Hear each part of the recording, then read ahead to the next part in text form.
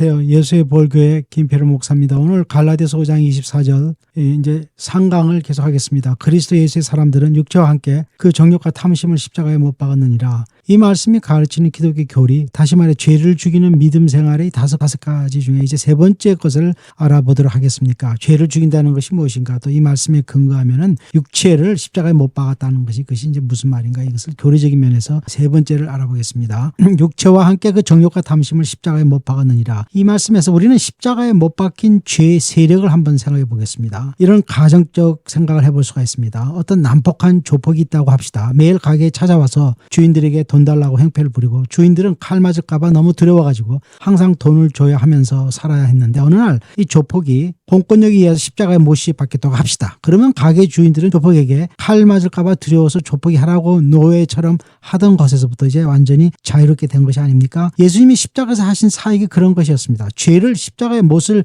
박으신 것입니다. 바울 사도는 이런 예수님의 십자가 사역을 로마서 6장 12절에서 14절에서 설명하고 있습니다. 12절을 하나만 보면 그러므로 너희는 죄가 너희 죽을 몸을 지배하지 못하게 하여 몸의 사역에 순종하지 말고 조폭이 십자가에 못 박기 전에는 가게 주인들을 지배하고 있었습니다. 이제 국가의 공권력에 의해 악한 조폭을 십자가에 못 박았기 때문에 가게 얼씬거리면서 주인들을 마구잡이로 부려먹을 수가 없게 된 것처럼 그리스도께서 십자가에 못 박히실 때 죄가 인간의 영혼을 지배하던 그 세력을 부셔버렸던 것입니다. 죄가 십자가에 못 박혔다는 주된 의미는 이것입니다. 더 이상 죄의 세력이 믿는 자의 영혼을 지배하지 못하게 된 것을 말합니다. 지배, 완전히 통제. 그렇다고 해서 죄가 믿는 자의 영혼에 영향을 못 끼친다는 것은 아닌 것입니다. 예수를 믿지 않는 세상 사람들의 영혼은 죄의 세력이 완전히 장악을 하고 있습니다. 바울 사도는 그것을 죄의 노예가 되었다라고 이 말을 하고 있습니다. 그러나 예수의 피의 은혜를 입은 용서받은 죄인들의 영혼에는 아직도 죄의 흔적이 남아 꿈틀거리지만 그 영혼을 지배하는 죄의 세력은 사라진 것입니다. 죄가 어느 날 갑자기 없어진 것이 아니라 영혼을 지배하던 죄의 파괴적 세력이 없어진 것입니다. 예수의 대속의 피의 능력이 죄를 십자가에 못 박았기 때문입니다. 이제 여기서 한 인간과 죄의 지배 그리고 예수의 피해 관계를 한번 우리가 생각해 보겠습니다. 여기 한 죄인이 있습니다. 기독교인이 아닌 세상 사람입니다. 이 사람은 죄의 완전한 지배 속에 살기 때문에 죄를 지어도 양심의 가책을 받지 않습니다. 왜냐하면 이 사람은 예수의 피로 거듭나지 않아서 그 영혼 속에 생명의 법이 존재하지 않아서 바울 사도가 말한 생명의 법과 죄의 법이 서로 싸우는 처절한 갈등이 그 사람의 영혼에 전혀 없기 때문입니다. 오직 죄의 법만이 이 사람을 지배하고 있는 것입니다. 여기서 우리가 말하는 죄의 지배 라는 것은 첫째, 죄의 세력이 그 사람의 영혼을 완전히 장악하여 노예처럼 부려먹는다는 것이고 둘째, 그 사람의 영혼도 자발적으로 항상 죄가 요구하는 것을 순종해야 하는 그런 노예 상태에 놓여 있는 것을 말합니다. 여기서 영혼을 지배하는 죄의 힘이라는 것의 실질적 의미는 인간 안에 있는 부패한 본성이 온전히 만족하도록 하는 그런 그 능력이 죄의 힘인 것입니다. 죄의 힘은 타락한 인간의 본성이 그 만족도를 극대화하도록 하게 하는 그 힘이 그것이 우리 안에 있는 죄의 힘인 것입니다. 따라서 이것이 통제되지 않을 때에는 우리의 부패한 본성이 원하는 것을 계속 불에다가 기름 부으면 막 불이 더 타는 것처럼 계속하여 이 본성이 원하는 것을 만족시키는 그런 능력이 있는 것이 우리 안에 있는 죄의 힘인 것입니다. 따라서 우리 안에 있는 이 죄의 힘이라고 하는 것이 아무리 그것이 조그만 불씨라 하더라도 생각해 봅시다. 어떤 집에 조그만 불씨가 있습니다. 그 불씨를 가만히 놔두면 어떻게 됩니까? 그 불씨가 결국은 종이에 붙어가지고 나중에는 그 집이 다 타버리는 것처럼 죄라고 하는 것은 그렇게 맹독한 것입니다. 우리 안에 있는 이 원죄라고 하는 것은 우리가 일반적으로 그냥 무술 하다가 잘못해서 내가 하나 앞에 죄를 지다 이런 성질의 죄가 아니라 원죄는 그렇게 아무리 조그만 지금 남아있는 것이 있다 하더라도 그것은 다스려지지 않으면 완전히 영혼을 파괴할 수 있는 그 정도로 그 맹독성을 갖고 있는 것입니다. 따라서 부패하고 타락한 인간의 본성의 입장에서는 죄의 힘은 너무나도 소중한 존재가 되는 것입니다. 무슨 말씀이냐면 예수님은 이런 타락한 영혼이 이런 죄성을 얼마나 귀하게 생각하는 것을 비유로 말씀하셨습니다. 마태복음 5장 28절 29절에서 예수님께서는 만일 내 오른 눈이 너로 실족하게 하거든 빼어버려라. 내 백체 중 하나가 없어지고 온몸이 지옥에 던져지지 않는 것이 유익하며 만일 내 오른 눈이 너로 실족하게 하거든 빼어버리라. 내버리라. 내 백체 중 하나가 없어지고 온몸이 지옥에 던져지지 않는 것이 유익하며 오른손이 얼마나 인간의 삶을 행복하게 하는데 필요한 존재입니까? 눈으로 보는 만족이 또 얼마나 많습니까? 아니겠습니까? 인간 영혼을 지배하는 죄의 세력은 타락한 본성에게는 오른팔, 오른눈 같이 귀한 것입니다. 이런 죄의 세력을 죽이려 할 때 매우 고통스러운 일이 믿는 자들에게 일어나는 것은 너무나 당연한 것이 아니겠습니까? 그러나 예수님은 손을 잘라버리고 눈을 뽑아버리는 고통과 희생이 아무리 크다고 해도 온 영혼이 지옥불에 던져서 영혼이 고통받는 것보다 훨씬 쉽고 편한 것이라고 말씀하셨습니다. 사람이 죽으면 지옥에 던져집니다. 지옥이 존재하니까 지옥에 던져진다고 주님이 말씀하셨습니다. 믿기가 어렵다고요? 저보고 지옥에 가봤냐고요? 지옥이 존재하는 것을 증명해 줄 것은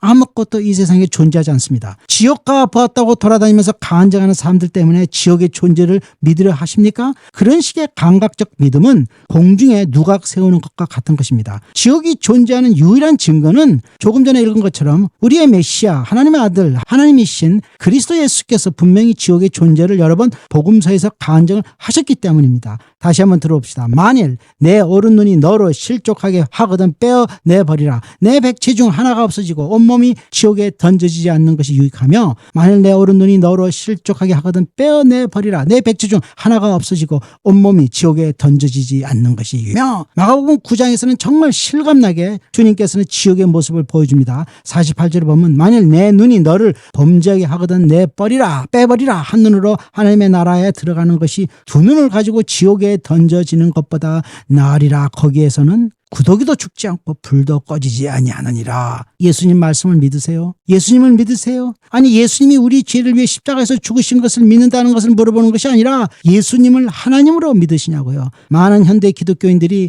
예수를 믿는다고 하면서 초래하는 큰 죄악 중에 하나가 예수 그리스도의 모든 것을 믿지 않고 부분적으로 예수 그리스도를 믿는다는 것입니다. 메시아로 이 세상에 오신 예수 그리스도는 이 세상에 계실 때 세 가지 직분을 가지고 계셨습니다. 그것을 우리가 신학적으로 Offices of the Christ Jesus라고 합니다. 첫째는 대제사장의 직분입니다. 이 직분으로 인하여 예수님은 스스로 자기를 희생하여 대속물로 바치는 어린 양이 되신 것입니다. 둘째는 선지자의 직분을 가지고 하나님의 뜻을 전했습니다. 셋째로 예수님은 하늘과 땅의 완전한 왕권을 가진 왕 중의 왕으로 이 땅에 계셨습니다. 많은 기독교인들이 예수님의 대제사장 직분만을 받아들이고 주님이 가지신 절대적 왕권을 받아들이지 않고 신앙생활을 하고 있습니다. 따라서 그리스도의 대속 하신 우리 죄를 돌아가신 그 그리스도는 받아들이지만 내가 생명을 바쳐서 순종해야 되는 그리스도의 왕권은 받아들이지 않아서 성경 말씀, 주님이 하신 말씀을 상대적으로 생각하는 큰 죄악을 범하고 있는 것입니다. 예수님의 왕권을 받아들인다는 것은 예수님의 가르치심, 말씀, 명령 이 모든 것을 절대적 왕앞에서 벌벌 떠는 신하처럼 순종해야 한다는 것입니다. 나 예수를 믿는다고 말할 때 단지 예수의 대제사장의 신분인 대속자로서만 받아들이지 말고 나 예수를 믿는다고 할 때 예수가 하신 말씀이 절대자 왕, 창조자 하나님의 말씀으로 받아들여야 한다는 것입니다. 이제 그런 믿음을 가지고 주님의 지옥 말씀을 다시 들어봅시다. 만일 내 눈이 너를 범죄하게 하거든 빼버리라. 한 눈으로 하나님의 나라에 들어가는 것이 두 눈을 가지고 지옥에 던져지는 것보다 나으리라. 거기에서는 구더기도 죽지 않고 불도 꺼지지 아니하느니라. 이제 꺼지지 않는 불로 가득한 지옥이 믿음의 눈에 보이십니까? 예수를 믿는 자가 믿음으로 산다고 하는 것이 이런 것입니다. 얼마나 많은 기독교인들이 신비적이고 감각적인 것을 경험하려고 해서 또 그것에 기초해서 믿음을 가지려 하니 얼마나 어리석은 일입니까? 영의 세계가 존재하니까 바울 사도처럼 하나님의 뜻으로 인하여 3층 천으로 가서 경험하는 것이 가능한 것이 아닙니까? 왕 중에 왕이신 그리스도 예수의 말씀이 책으로 다 기록되어 있는 지금은 말씀을 듣고 회개하고 믿음의 행사를 하면 되는 것입니다. 바울 사도도 경험했으니 나도 경험해야 한다는 논리가 어디서 오는 것입니까? 그것은 바울 사도가 갔다 와서 천국이 있다라고 간증을 하는데 그것을 믿음으로 받아들이면 되는 것이지, 바울이 본 것도 나도 한번 보자 하고 밤낮으로 신비적 경험을 하려고 몸부림치는 기독교인들이 얼마나 많습니까? 욕심이 지나치면 항상 사단이 나는 것처럼 그런 욕심을 만족시키려 하다가 마귀의 장난에 빠져서 이단이 되는 것입니다. 마귀는 충분히 우리의 영으로 들어와서 겨우 자기가 있는 지붕 정도 높이로 우리의 영을 올려놓고 이것이 천국이라고 환상을 주는 것이 허블나게 많은 것을 알고나 계십니까? 그냥 예수님의 말씀을 겸손히 받아들이면 불타는 지옥이 믿음의 눈에 분명히 보이게 되고 눈 감고 기도할 때마다 항상 동일한 믿음의 눈으로 지옥의 존재를 확인할 수 있는 것이 믿음이 주는 성령의 능력인 것입니다. 소리 지르면서 괴성을 안 내도 묵상하는 가운데 천국과 지옥의 실체를 경험하는 사람들이 천국 가는 사람들인 것입니다. 지옥의 존재를 정말 믿으면 죄 죽이는 사역이 괴로워도 당연히 해야 할 의미로 받아지는 것입니다. 예수님도 같은 논리를 피셨습니다. 다시 반복해서 제가 말하면 주께서 말씀하시길 만일 내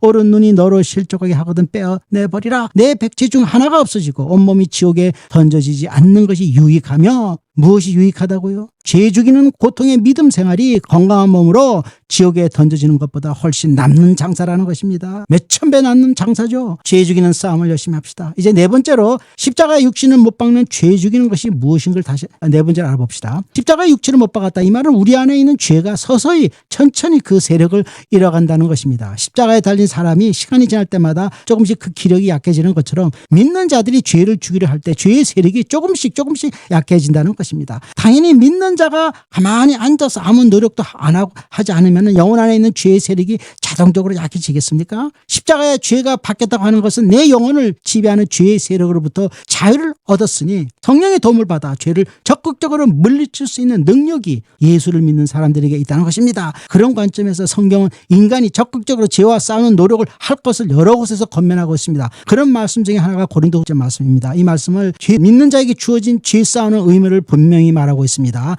고린도후서 7장 1절을 말하기를 그런즉 사랑하는 자들아 이 약속을 가진 우리는 하나님을 두려워하는 가운데서 거룩함을 온전히 이루어 육과 영의 온갖 더러운 곳에서 자신을 깨끗하게 하자. 죄의 세력은 그리스도가 십자가에 의해서 못이 박혀져서 이제 서서히 죽어가는 것입니다. 완전히 인간의 영혼을 지배하는 이 세력은 이제 큰 힘을 잃었지만 그래도 아직도 살아있기 때문에 죄사함 받은 영혼은 청소를 계속해야 한다고 고린도후서 7장 1절 말씀이 가르치는 것입니다. 육과 영의 온갖 더러운 곳에서 자신을 깨끗하게 하자. 이것이 그리스도의 복음을 믿는 자들에게 죄사함의 은혜를 받은 자들에게 요구하는 복음이 주는 의무인 것입니다. 여러분이 이 죄를 죽여야 하는 이 의무를 하는 믿음이 없을 때 그 믿음은 구원에 이르는 믿음으로 발전하지 못하게 되는 것입니다. 죄를 죽이는 의무를 성실히 하는 신앙생활을 하는 진정한 기독교의 모습을 바울 사도는 또 이렇게 설명하고 있습니다. 고린도후서 4장 16절에 그러므로 우리가 낙심하지 아니하노니 우리의 겉사람은 낡아지나 우리의 속사람은 날로 새로워지도다. 우리의 속사람이 날로 새로워지는 것, 이것이 죄를 죽이면서 사는 천국 가는 백성들의 모습인 것입니다. 날로 새로워진다는 것이 믿는 자의 내면이 거룩해진다는 것입니다. 속사람이 거룩해지는 것이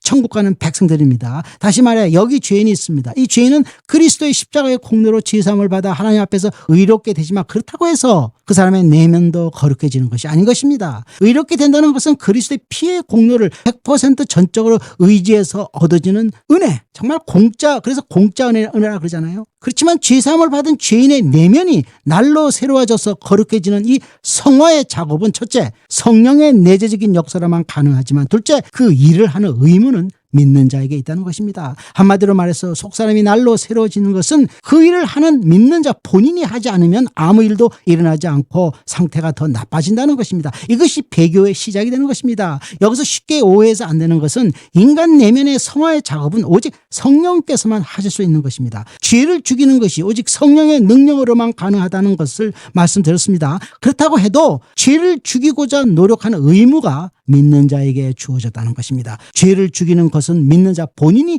해야 한다는 것입니다. 따라서 이것은 율법을 지켜서 구원에 이른다는 것과는 전혀 다른 것입니다. 왜냐하면 그리스도의 십자가의 사역을 진정으로 믿는 믿음이 있을 때 성령께서 내재하셔서 죄를 죽이는 실질적인 역사를 하시기 때문입니다. 결국 속사람이 날로 새로지는 것은 그리스도 예수의 십자가의 죽음을 진정으로 실질적으로 믿는 믿음의 열매라는 것입니다. 우리가 justification, sanctification, 의와 성화, 이 의롭다 여겨지는 것과 거룩해져야 하는 이 의무, 이것이 청교도 목사들이 영혼 구원론에서 항상 계속해서 나오는 주제입니다. 앞으로 계속해서 나올 것이고 이제 여기서 3강을 마치고 4강에서 뵙겠습니다.